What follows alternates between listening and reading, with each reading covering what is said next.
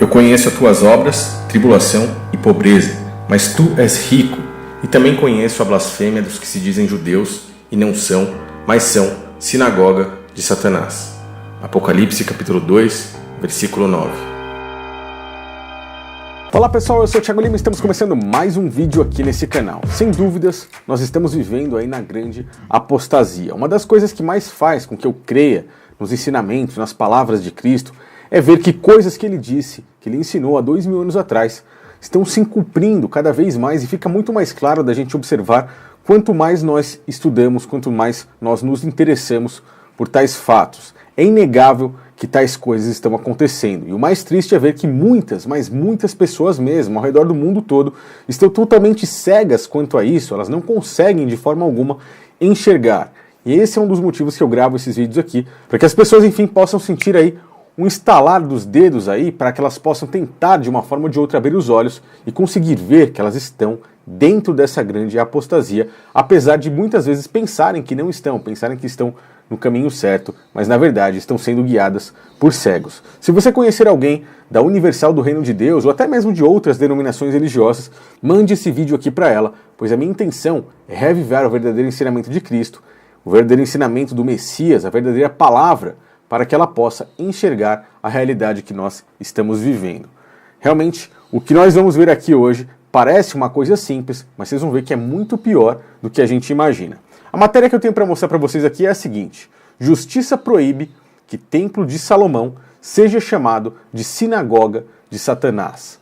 Parece engraçado, né? Parece loucura. O que será que está dizendo essa matéria aqui? Realmente é bem interessante. Para que a gente possa entender, nós devemos lembrar do que realmente Cristo nos ensinou. Observar tais homens, tais falsos profetas, pelos seus próprios frutos. Acautelai-vos, porém, dos falsos profetas, que vêm até vós vestidos como ovelhas, mas interiormente são lobos devoradores. Por seus frutos os conhecereis.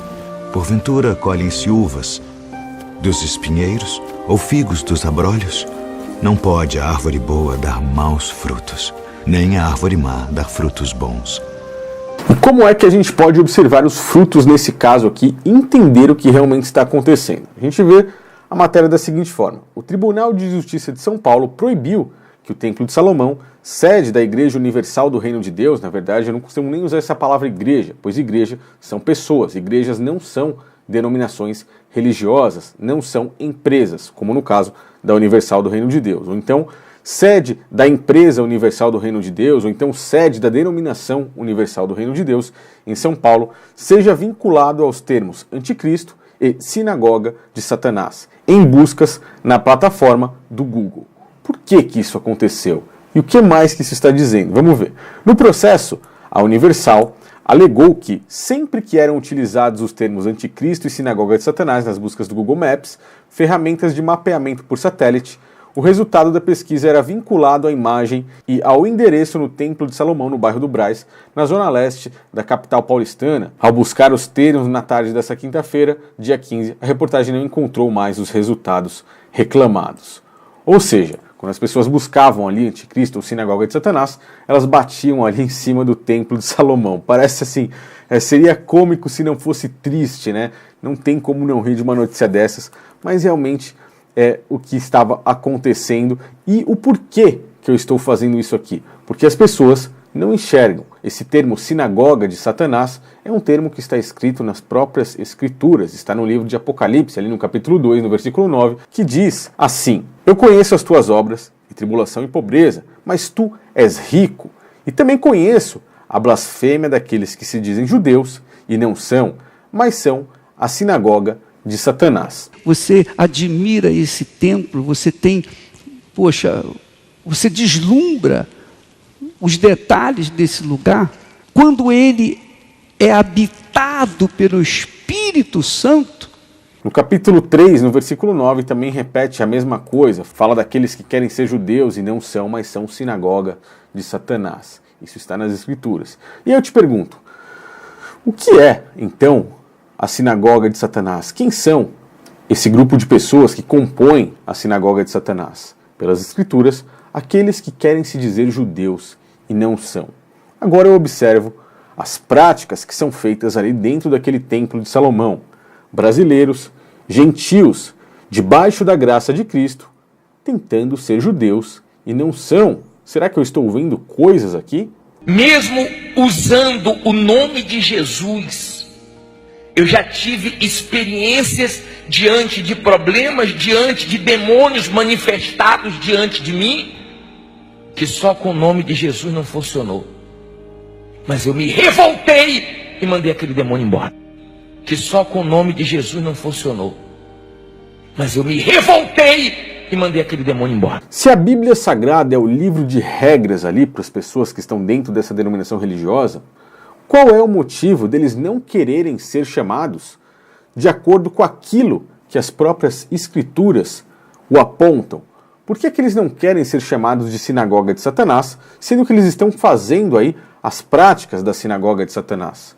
Para que a gente possa entender essa situação e entender que isso vai muito mais além do que a própria empresa de Edir Macedo, Universal do Reino de Deus, e vocês vão entender o porque eu estou chamando, batendo na tecla de ser uma empresa, vocês podem perceber tais fatos. O que é ser judeu? Quais eram as práticas judaicas? O judaísmo, a religião judaica, advinda ali basicamente de Moisés, ela tinha alguns pontos peculiares, como por exemplo, um tabernáculo que depois Salomão empurrou ali para dentro de um templo de pedra, um templo físico. Então, eles têm um templo para adoração, um templo físico, um templo de pedra, uma construção.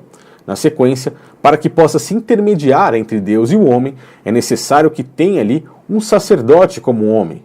Ninguém dentro da religião judaica poderia se comunicar diretamente com o Criador. Eles precisavam passar ali pelos sacerdotes e principalmente pelo sumo sacerdote para a expiação dos seus pecados e para a comunicação direta com o Criador. Então, temos um templo, temos um sacerdote. O sacerdote não tinha parte na terra, ele não podia plantar ou colher, ele cuidava das coisas desse templo.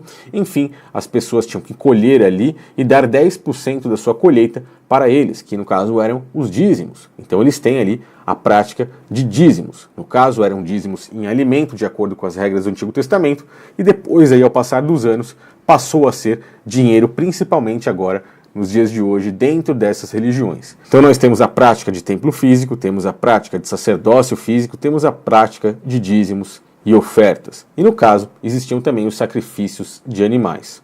Hoje em dia, algumas coisas simplesmente se modificaram, mas basicamente a máscara continua sendo a mesma. Dentro ali da Universal do Reino de Deus, você tem um templo físico, que no caso é chamado ali de Templo de Salomão, por exemplo, o principal templo dentro dessa empresa. Tem muitos outros menores, mas esse hoje é o principal. Lá dentro você tem um sacerdote físico, que, por exemplo, o próprio Edir Macedo se veste ali como um próprio sacerdote judeu. Mas Edir Macedo não é judeu, ele é brasileiro, ele é gentio, debaixo da graça, ele quer ser judeu e não é. Ele recolhe sim, e como recolhe a prática de dízimos para sustento ali do seu próprio templo, assim como o seu próprio sustento. Não é à toa que ele é um dos homens mais ricos do Brasil e se gaba por isso. Por exemplo, eles disseram lá no Brasil, saiu na revista Forbes, o Bispo Macedo é o pastor mais rico do Brasil. Que mentira! Eu sou o mais rico do mundo! E os sacrifícios de animais, como não podem ser feitos, se pudesse eles fariam, eles recolhem em dinheiro da mesma forma. E vão continuar recolhendo até a volta de Cristo, assim como os próprios pastores da Universal falam isso e ainda zoam da cara dos fiéis. Domingo nós vamos dar o envelope de novo, vamos dar o envelope na segunda. Enquanto Jesus não voltar, a gente vai continuar dando envelope. Ou não? Senhor, se tem uma coisa que a gente sabe fazer, e muito bem, é dar o envelope. Gravou? Pode espalhar isso aí. Então não há como negar que as palavras das Escrituras estão corretas. São sinagoga de Satanás. E aí, na matéria, eles continuam dizendo por que isso aconteceu e mostram aí o vínculo onde tinha ali o Google mostrando o local ali do Templo de Salomão e que realmente não é um absurdo. Realmente, eu gostaria de entender qual é o motivo que a justiça proibiu desse vínculo, pois realmente, de acordo com o próprio livro de regras dele, isso daí mostra que eles são sinagoga de Satanás. Se eu fosse advogado que estaria contra eles no processo, o advogado do Google, por exemplo, eu recorreria às escrituras para amparar toda a base que tem nisso aí. E a justiça permite que essas coisas sejam camufladas, escondidas, pois a política e a religião estão sempre juntas, fazendo com que as pessoas se mantenham na cegueira. Agora eu te pergunto, dentro da sua denominação religiosa, eles têm a prática de templo físico? Pois Cristo e os apóstolos nos mostraram claramente que o verdadeiro templo não era físico. Tanto é que na frente daquele templo, ele disse ali aos próprios sacerdotes que destruam esse templo e eu reconstruo em 3 dias. Mas não estava se referindo ao templo de pedra, pois é um templo falso, e sim ao seu próprio corpo, que é o templo verdadeiro. Os apóstolos, no livro de Atos, disseram que o Criador dos céus e da terra não habita em templos feitos por mãos humanas e nem precisa de nada de nossas mãos, como, por exemplo, dinheiro. Ou seja, o verdadeiro templo somos nós, a verdadeira igreja. E é por isso que esses caras são considerados empresas, denominações religiosas, que vêm cada vez mais para mostrar que Cristo estava certo quando disse da grande apostasia. Então abra os seus olhos, perceba que todas essas práticas estão sendo conduzidas de uma forma extremamente errada para que as pessoas caiam na enganação da grande serpente nesses tempos de fim dos tempos que nós estamos vivendo. A grande serpente tem aí o intuito de enganar cada vez mais as pessoas. Na própria Bíblia Sagrada, ela engana desde o livro de Gênesis, ali no caso de Eva, e até o livro de Apocalipse. Então fiquem de olhos abertos, pois realmente tudo conspira para que as pessoas possam estar enganadas, vivendo no grande engano e percam a sua própria salvação, seguindo esses falsos líderes, seguindo esses falsos profetas. Valeu, pessoal, um grande abraço a todos e até o próximo vídeo.